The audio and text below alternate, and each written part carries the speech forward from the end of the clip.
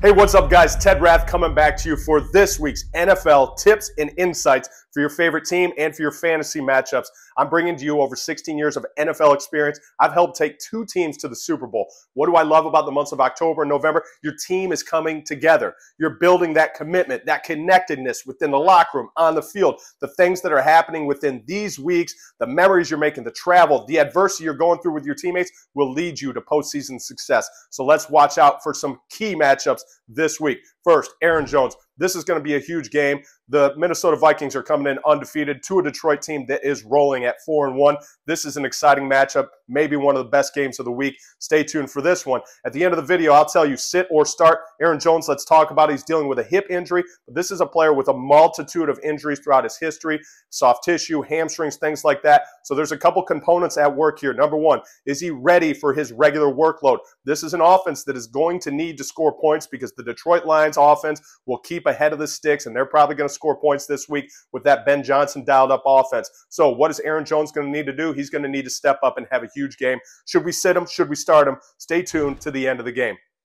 Next, moving on to Cooper Kupp. This is a huge factor. Why? Because it's a high ankle. This is not a traditional ankle. Suffered the injury in week 2. Cooper Kupp could be coming back this week. They're still without Puka Nacua, and they need Coop. If he is in, they're going to throw him the ball. They will target him. The component to keep in mind, they play on Thursday of next week. So do you look at this as if he plays today, but he re-aggravates that injury, we're definitely losing him for Thursday? Or do they look at it as let's set him down, let's let him rest, recover, let's play him on Thursday, get that extended 9 to 10 day rest period, and then play him in the following week? Stay tuned. Keep in mind for that one. Juju Smith-Schuster.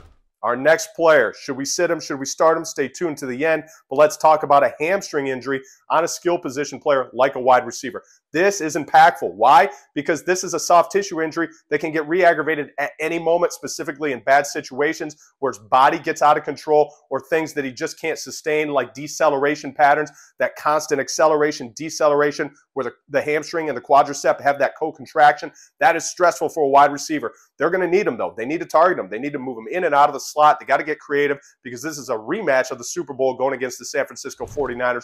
This should be a fun and exciting game to watch. Let's talk about another one. This is a big one. We all saw it last year. Nick Chubb, September of 2023, catastrophic knee injury. This is a tough player. First of all credit to him because he's battled his butt off to get back to the point. Coach Stefanski says that he is playing this week. However, the thing to keep in mind, what's his workload going to be?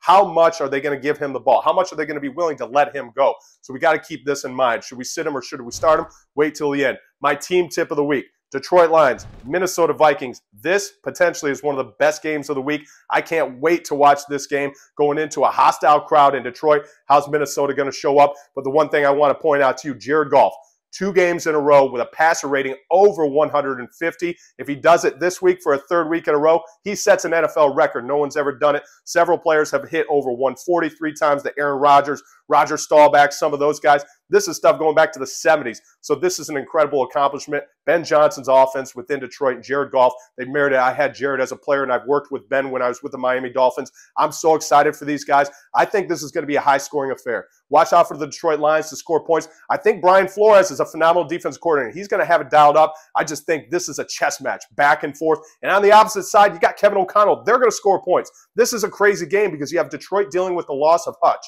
They lost Aiden Hutchinson to a gruesome injury. He's there in spirit, but this defense lost a significant contributor, so keep an eye on that. Now, sit him or start him. Aaron Jones, let's go back to him. I think you got to start him. They're going to have to balance that running game and that passing game. Coach O'Connell is going to have to do that in order to stay in that game and score enough points to hang with that Detroit Lions team. Cooper Kupp, I don't think they're going to play him because if I'm looking at this, I would look at that Thursday game, play him on Thursday, and then let that extended rest come in. However, if he is trending right, I think this will be a game day workout where they take him out on the field on Sunday and say, how are you feeling?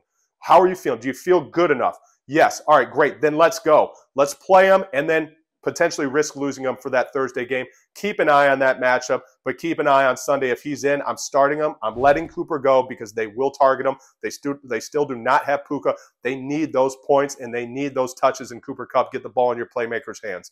Next, let's talk about Juju.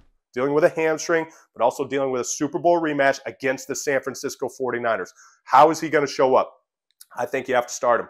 I'm going to start Juju. Why? Because they're going to get creative. Andy Reid is an offensive genius. They'll put him in the slot. They will move him around. They can motion him. They're going to find ways to get Juju the ball. Start him. I think he's going to have a big game.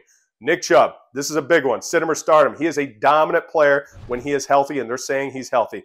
I'm going to say sit him. Why? There's too many unknowns. I don't know what his exact workload is going to be. I don't know if they have a touch count. Could be 10 touches, could be 8 touches. I don't know if they're going to try to sustain that throughout the course of the game. And this Cleveland Browns team is struggling significantly. This is a big matchup. The Cincinnati Bengals desperately need a win. Lou Anarumo, another guy I've worked with, their defensive coordinator, he's going to have this dialed up. They're going to be coming after Deshaun. So do they need Nick? Yes. Are they going to overfeed him? I think Coach Stefanski and that staff is going to say, hey, let's protect Nick for the long term. So keep an eye on that. I'm going to sit down Nick Chubb. Most important thing, enjoy these games. Enjoy your fantasy teams. This is going to be an exciting week with some exciting matchups, especially the Super Bowl rematch, the Vikings and the Lions. This is going to be a great week of football. Hit like, hit subscribe. Keep coming back, but enjoy this week.